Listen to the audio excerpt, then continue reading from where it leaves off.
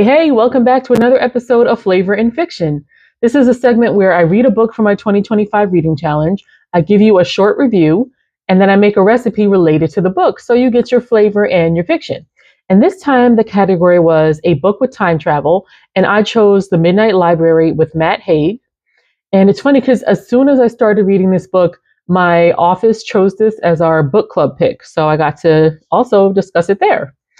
The ingredient mentioned in the book that I chose was red pepper, and I made steak fajitas. So at the end of this video, I'll show you how I made it. Normally, I show you my coworker taste testing it, but I was visiting family at the time, and I completely forgot to do a taste test on camera.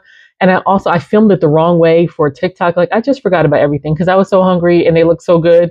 So I'm going to show you how I made it, but I don't have a taste test. But trust me, they were good. But first, let's talk about this book. And trigger warning: there is self-harm mentioned in this book, just so you know. Okay, so our protagonist is Nora, and she's having a hard time. She has lost both her parents, and then she's kind of suffering from depression from that. And aside from getting fired and having her cat die in the same day, she's also suffering from a lot of regret from decisions that she's made in her life that she feels has just set her on the wrong path. And she just decides not to live anymore. So she writes a note and she makes a post on social media, and then she attempts to take her life. Now, when she awakes, she is in front of a building, and it's like a strange library. She walks in and she sees her high school librarian, Mrs. Elm. And she is the woman who she ran to when she found out in high school that her father had passed. Mrs. Elm was the one to comfort her. And so Mrs. Elm explains to her that the Midnight Library, where she is a place between life and death. All the books on the shelves represent choices that she could have made that would have made her life turn out differently. So she gets to pick a book. She's transported into that life. And the minute that she starts to regret that decision, she gets transported back to the library. So she gets to kind of shop around and see what life she likes. Like in one life, she ends up marrying the man that she was once engaged to, and she broke the engagement. In another life, she is a rock star. And another, so she gets to decide like, oh, if I had gone to school here, if I had actually done this, would my life be better? Because that's, those are the regrets that were weighing on her in her life. And so each life seems great at first, but she starts bouncing from life to life and she starts to like that. But soon she decides she wants a life where she can settle in, because all of the lives had something great. But then once a little or even big thing, came around, she was transported back to the library. She didn't get a chance to work it out or see it through in that life.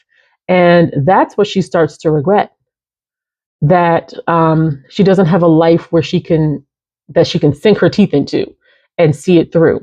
So the question is it too late? And I'm not going to answer that because I don't want to spoil that for you. But I would say that this book teaches us, number one, that no life is perfect. Everyone has regrets, and that it's up to us as individuals to create a life that we're in love with. You can't stop tragedies from happening, but you can control how you move through it. And you have to make decisions that are true to you. Because if you're out here trying to please everybody, you're going to end up disappointing everybody, especially you.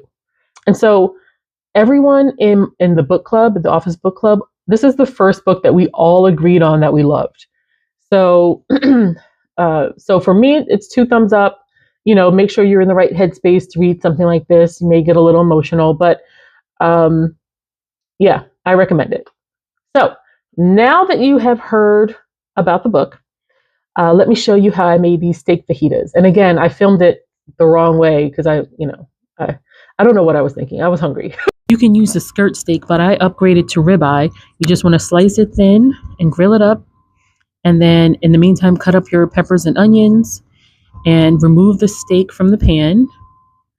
And then put in the peppers and onions, saute them. And then I put the rice on. and then add back the steak and then the fajita seasoning. You can do your own seasonings or just get the pre-made one like I did and just saute it and, warm up your tortillas. And by that time, the rice is ready and dinner is ready. I added a little taco sauce and sour cream to mine, and it was perfect. Everyone loves it.